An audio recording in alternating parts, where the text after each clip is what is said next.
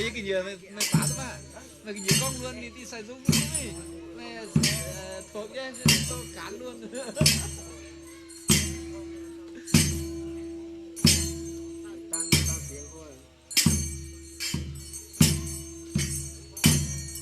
Nhanh dần nó bất ngờ phổ biến trong các sinh hoạt văn hóa của cộng đồng người Dao nói chung và người Dao Hồ Thầu nói riêng.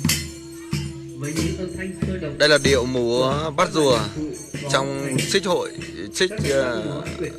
lễ cấp sắc của người dân tộc Dao Đại Bản tại xã Hồ Thầu, huyện Hoàng Su Phi, tỉnh Hà Giang. săn bắt hai lượng của bình minh của người Dao. Trước một thiên nhiên mênh mông, Điệu múa bắt rùa là một điệu múa trong và chứa đầy bất chấp.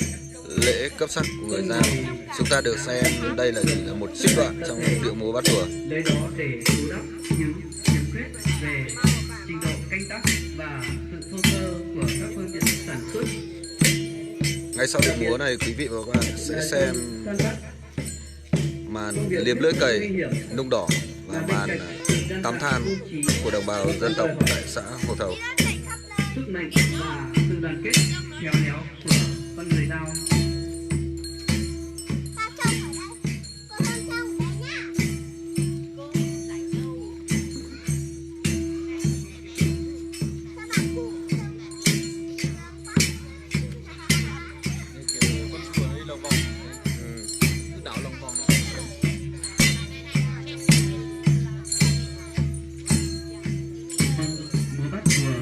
Các nghệ nhân đi quanh một cái bàn để quay thành hình của một con rùa.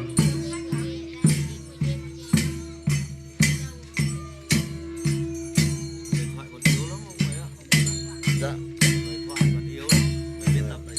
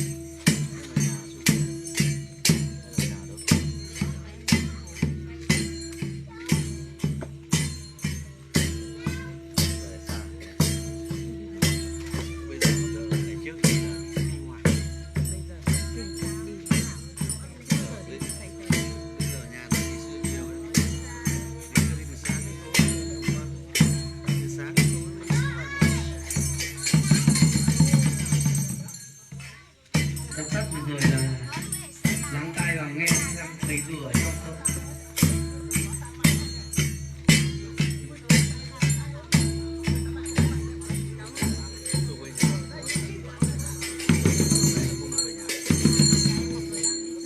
Động tác này là chọc rùa. Chậu rửa trong lú có chậu cá không? Còn trong hang nữa. Trong hang gì à? Sáng mai em vẫn đưa đi rồi nhưng mà còn báo ăn sáng ở dưới Kinh thì anh không báo rồi. Ăn sáng ở nhà Quyên, Tiến nó báo rồi. Tuyến nó báo. Người bắt rùa. Thế thì Mai chú sẽ còn đưa là thăm ông mai Ngô Nhàn, trẻ của ông Nhàn thì đến các anh khác báo chứ.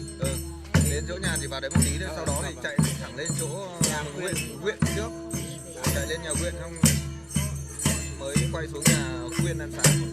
Nhưng mà các anh phải báo bên huyện nhé, bởi vì giờ đi giám đốc lốt cái vì nó lại Lốt gì bảo khách của anh.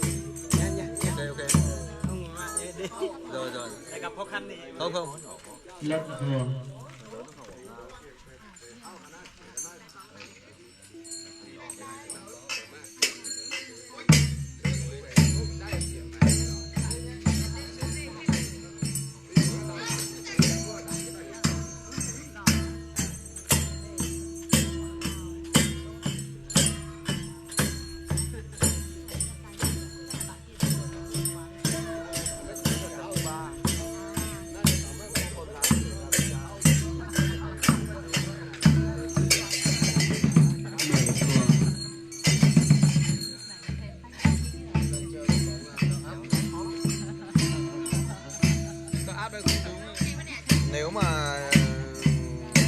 nhảy lửa thì ai là người ta dùng điện.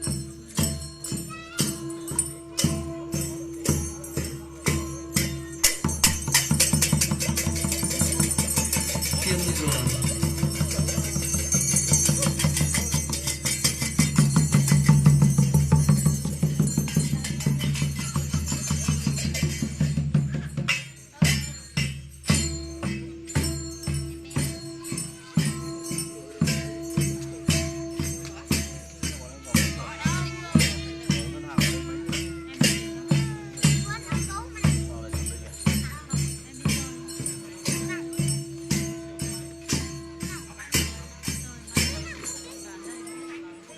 Vâng, phiên vừa rồi thì chúng ta cõng vừa về nhà.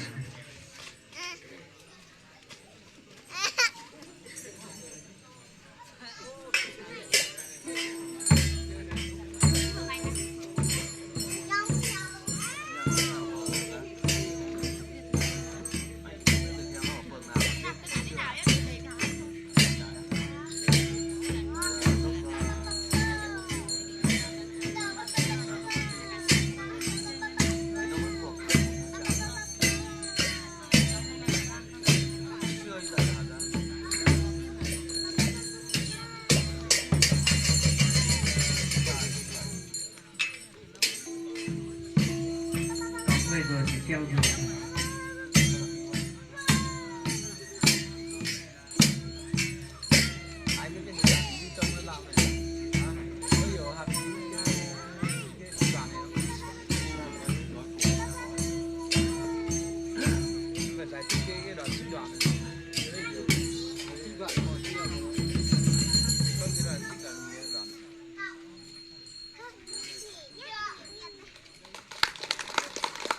Vâng, xin cảm ơn đoàn nghệ nhân.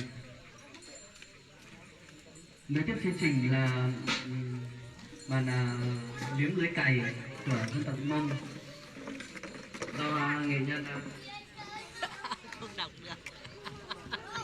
Ghi tên ra rồi nhưng mà Bảo nó bê ra đây, bảo nó bê ra đây. Đấy, em hỏi bê cả anh. bạn. Bảo không, bê cái đấy, bảo nó không bị. do nghệ nhân đến từ xã Tông Sán, nghệ nhân Minh Pha Soản.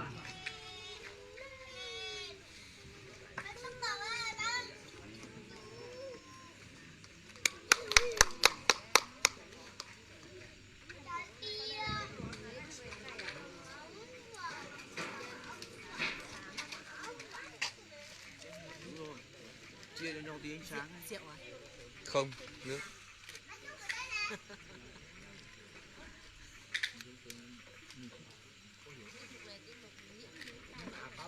Đây là tiết mục liếm lưỡi cày của nghệ nhân Min Phà Soàn, dân tộc Cờ Lao.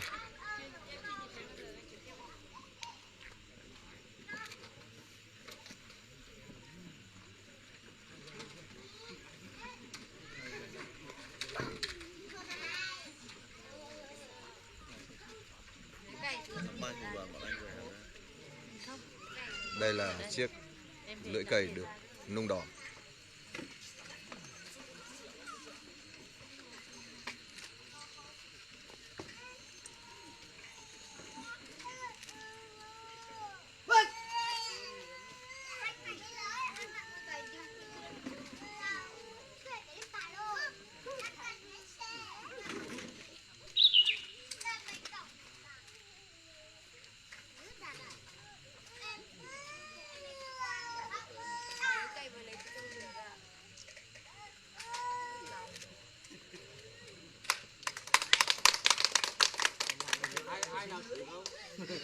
Có ai thử không? Có ai thử không? Có nghệ nhân nào thử không? Anh bê cả cái chậu than nung đỏ để ở đây cho nó bánh tráng luôn. Anh bê chậu than ra. Anh cầm của em để em bê. Vâng, khuyên các quý khách nên thử nhé, vì rất là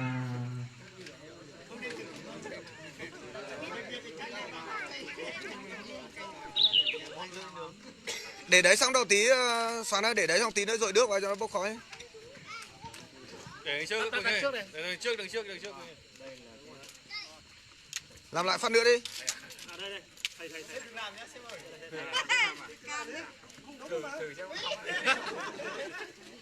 Nóng đấy.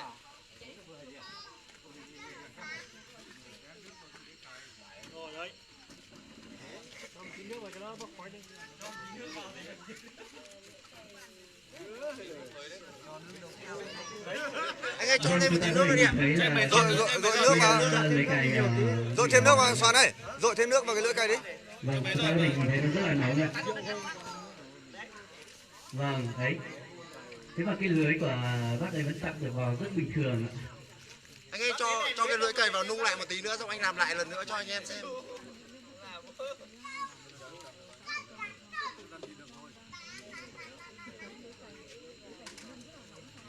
Sấy ơi, lấy cái quạt, Sấy ơi, lấy cái quạt cho nóng. Lấy cái giấy quạt, lấy cái giấy làm cái quạt.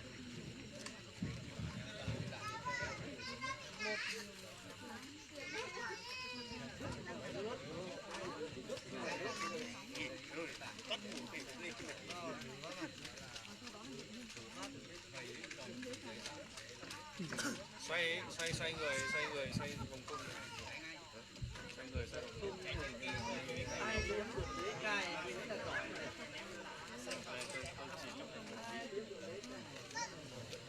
Đi luôn đi ông, đi luôn đi luôn chờ.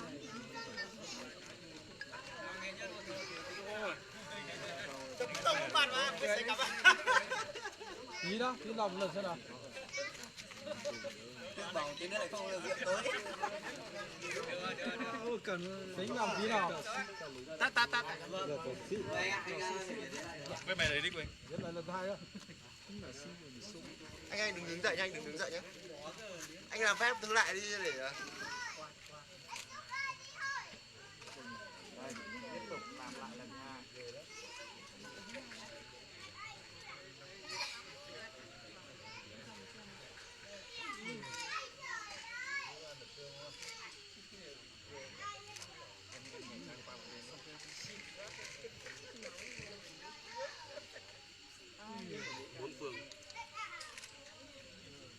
tay đi. Rồi, dội nước vào đi. Vâng, xin một tràng pháo tay của toàn thể các quý vị ạ.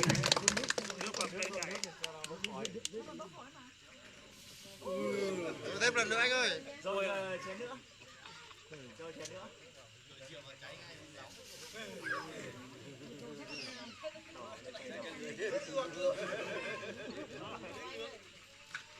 Rồi, cảm ơn anh, cảm ơn anh. Cảm ơn anh. Xin một tràng pháo tay của toàn thể quý vị được không? Không ấy, giúp bê ra ngoài đi.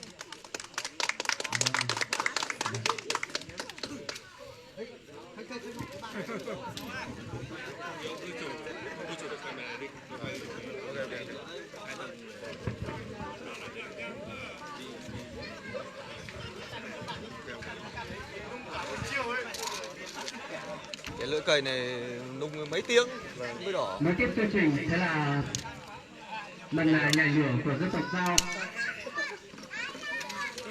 Tiếp theo quý vị và các bạn sẽ được chứng kiến lễ tắm than của người dân tộc Dao Đại Bản.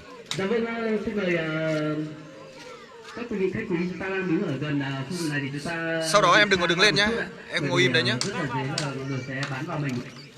Vâng.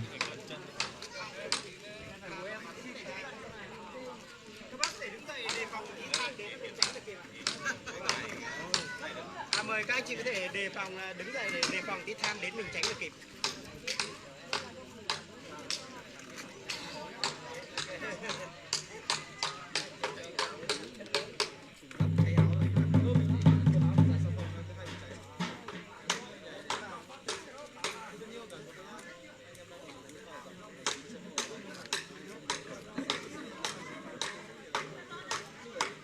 Dạ vâng, trong quá trình nhảy lửa thì thầy cũng sẽ để cho các thầy linh xuống để ủng hộ các cái nghệ nhân để bước vào nhảy lửa. Quỳnh ơi, cái bài cúng ở trong kia, đấy, tí nữa họ nhảy từ trong đấy ra.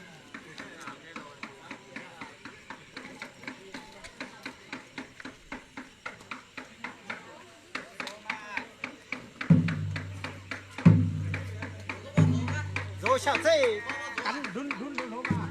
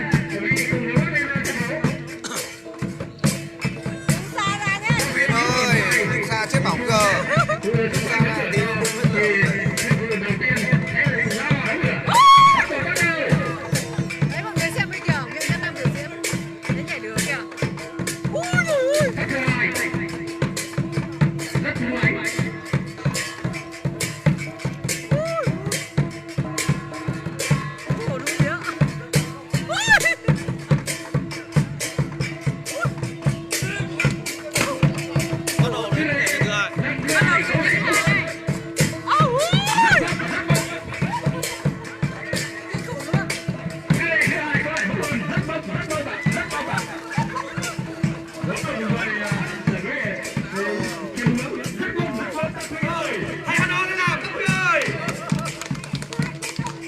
Đĩa Đây thứ ba chắc chắn sẽ có hơn. Nào đúng rồi. Dù có thắng bao nhiêu, sức ta cũng đánh tăng thành những người này. Chắc chắn các hai sư đệ tiếp theo cuối cùng sẽ là người dọn lửa cuối cùng sẽ đánh tan đống lửa này.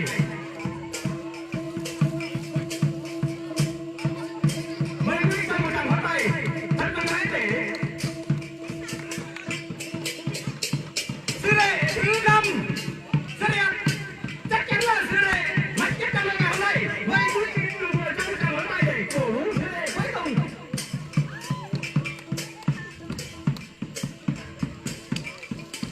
Mặc dù là có hết hàn nhưng phần do ở cuối cùng rất là nóng ạ, nhiệt độ có thể lên đến hàng nghìn độ C.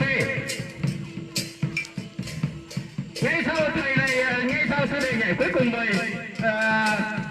người giao huyện Ba Chẽ có thể thăm, nếu mà ai cái bệnh vào thưởng thức cùng xem.